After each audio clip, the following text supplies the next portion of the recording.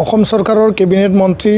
উদ্যোগ আৰু বাণিজ্য মন্ত্ৰী চন্দ্ৰমোহন পাটোৱাৰীয়ে নিজৰ টুইটাৰ একাউণ্টৰ যোগেদি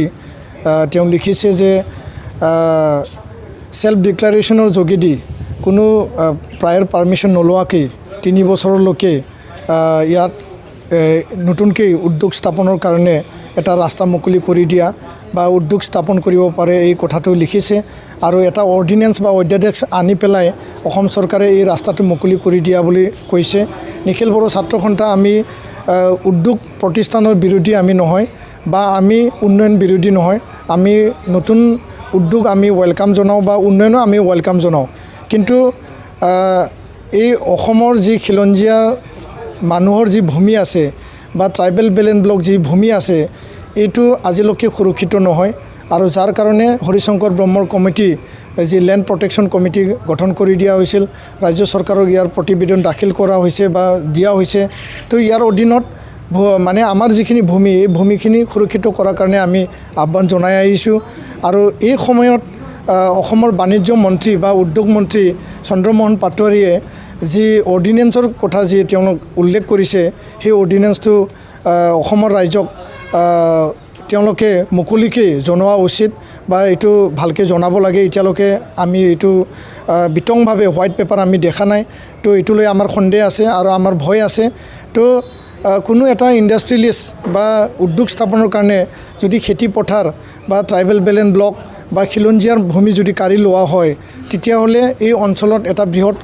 মানে ক্ষতি হ'ব বা এই অঞ্চলত বৃহৎ এটা ক্ৰাইচিছ হ'ব। তো ইয়াৰ কাৰণে আমি নিখিল বড়ো ছাত্ৰ সন্থা সেই অৰ্ডিনেন্সটো আমি কেতিয়াও ছাপৰ্ট কৰিব নোৱাৰোঁ, আমি এইটো অপ'জ কৰোঁ আৰু ইয়াৰ কাৰণে আমি অপ'জ কৰোঁ কিয়নো এই অৰ্ডিনেন্সত আচলতে কি আছে ভিতৰত সেই কথাটো এতিয়ালৈকে ৰাজ্য চৰকাৰে আমাক ভালকৈ জনোৱা হোৱা নাই। তো এই অৰ্ডিনেন্সৰ যোগেদি যিহেতু উদ্যোগ মন্ত্ৰীয়ে লিখিছে যে 3 বছৰৰ কাৰণে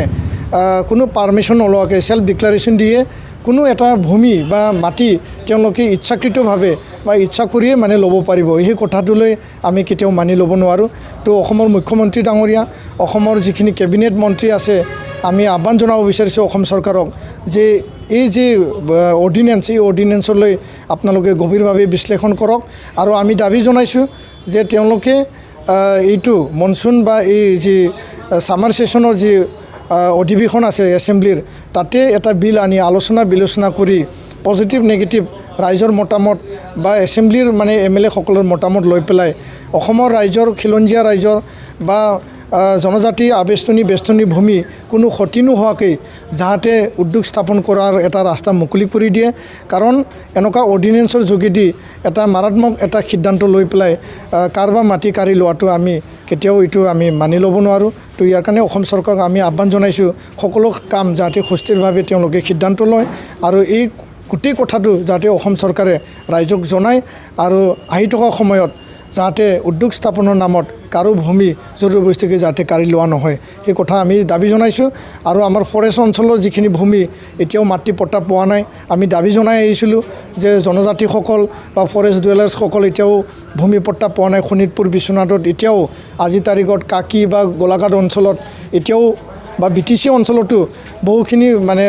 আমাৰ জনজাতি বা ফৰেষ্ট ডুৱেলাৰ্ছ লোক তেওঁলোকে ভূমি পট্টা পোৱা নাই। তো এই কাম শীঘ্ৰে কৰিব লাগিব বুলি আমি অসম চৰকাৰক দাবী জনাই আহিছোঁ, আলোচনাও কৰিছোঁ, তেওঁলোকে প্ৰতিশ্ৰুতিও দিছোঁ, কিন্তু কামখিনি হৈ উঠা নাই। তো ইয়াৰ কাৰণে ভূমিহীন মানুহক ভূমি দিয়া বা জনজাতিসকলৰ বা ফৰেষ্ট ডুৱেলাৰ্ছক ফৰেষ্ট ৰাইট অধীনত ভূমি পট্টা প্ৰদান কৰা সেই কাম অতি শীঘ্ৰে অসম চৰকাৰে কৰিব লাগে আৰু ইয়াৰ কাৰণে আমি নিখিল বড়ো ছাত্ৰ সন্থাই আমি দাবী জনাইছোঁ।